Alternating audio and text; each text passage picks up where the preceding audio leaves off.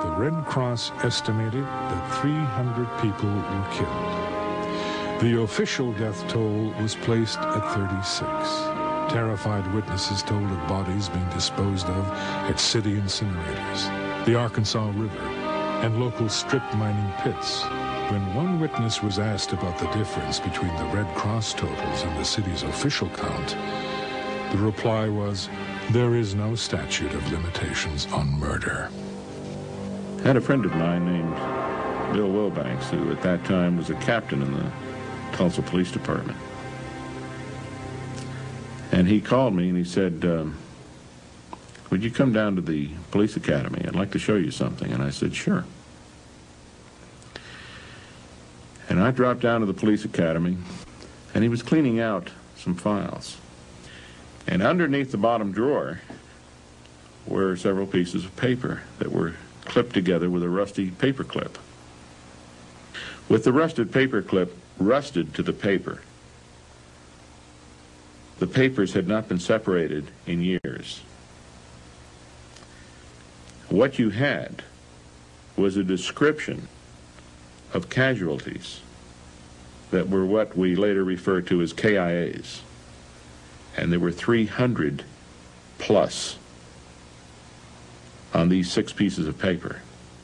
There is absolutely no question in my mind that of all of the horrible race riots we've had in this country, Watts, 1968, Detroit, 1942,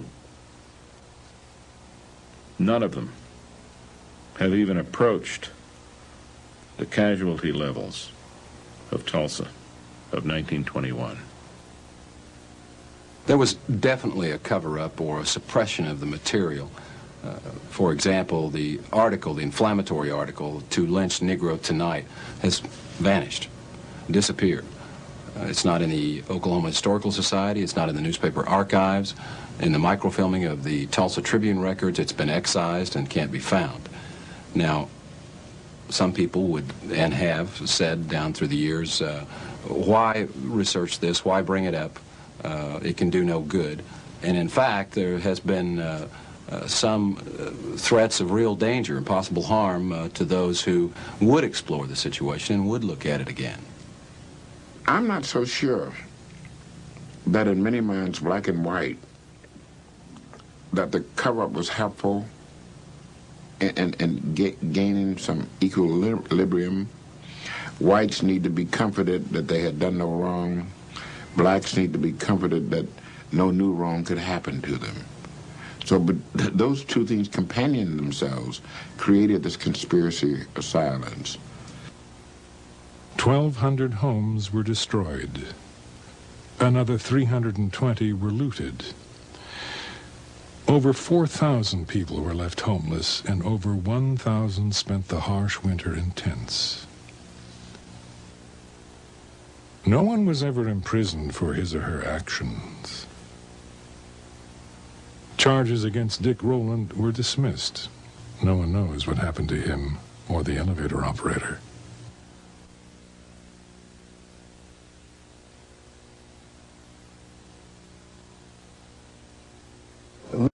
Would travel to Europe and see the ruins of Athens and the ruins of Rome.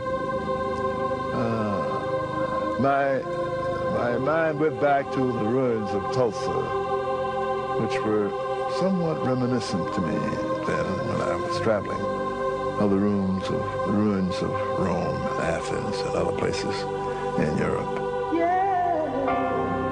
A big, beautiful Christmas tree was placed in front of the Red Cross Relief Headquarters. Now imagine, if you can, this huge tree brightly standing in the middle of a district which had once been comfortable homes, but now filled with little ones and little two-room wooden shacks. Everywhere, large piles of brick and stone, twisted metal and debris, reminding one of the horrible fact of last June. For the first time in their lives, the Negro children of the devastated district, these hundreds of little folks, were without their former comfortable homes. The resources of their parents had been reduced to a point where Christmas couldn't mean much to them. After dusk on Christmas Eve, a chorus of 2,200 voices sang their Christmas carols and the typical Negro melodies.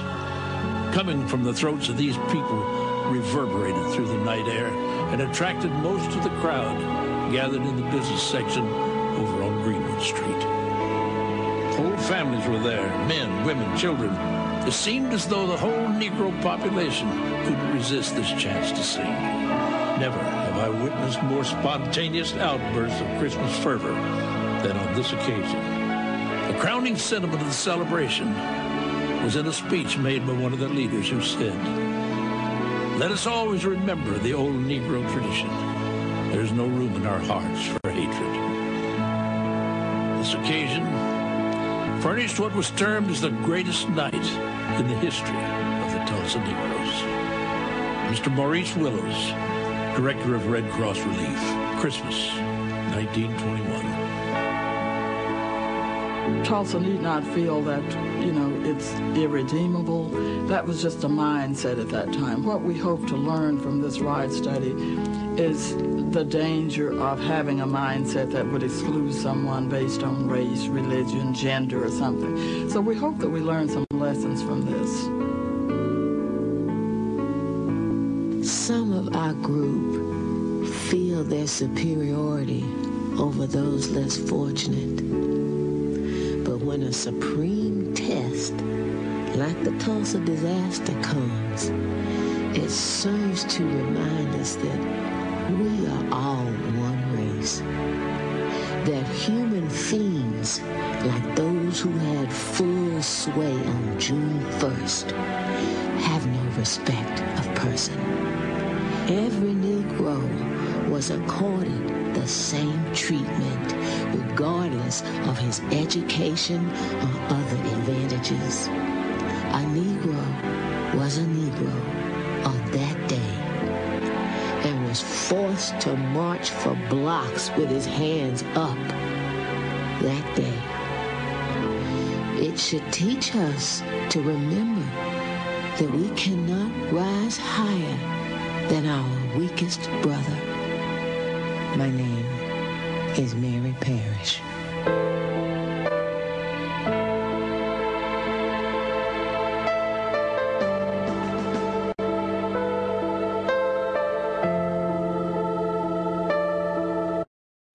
In 1921, one of the most devastating massacres in U.S. history took place in Tulsa, Oklahoma. The 1921 Tulsa race riots.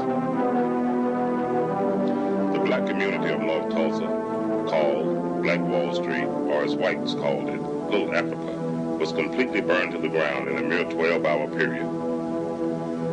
Over 1,300 businesses and homes were destroyed and completely ruined. 10,000 people were left homeless in the night, and to this day, no one knows how many people actually died. Accounts range from 500 to 1,500 men, women, and children, both black and white. This senseless massacre of human life was very carefully covered up by high city officials. When Black Wall Street was destroyed, a major black economic movement that would have affected all black communities in America was crushed and completely halted. Black Wall Street was the most prosperous and most thriving black community in America during these times. It defined the word nepotism to its ultimate form. These highly organized blacks worked together in the same manner the Jews, Japanese, and Iranians worked together in this day and time. Black Wall Street was so prosperous that white oil men would come across to the black community to borrow large sums of cash in order to keep their businesses afloat. This very powerful black movement would have had an effect on blacks all across America, socially and economically, but 3,000 card-carrying Klansmen would not allow that to happen.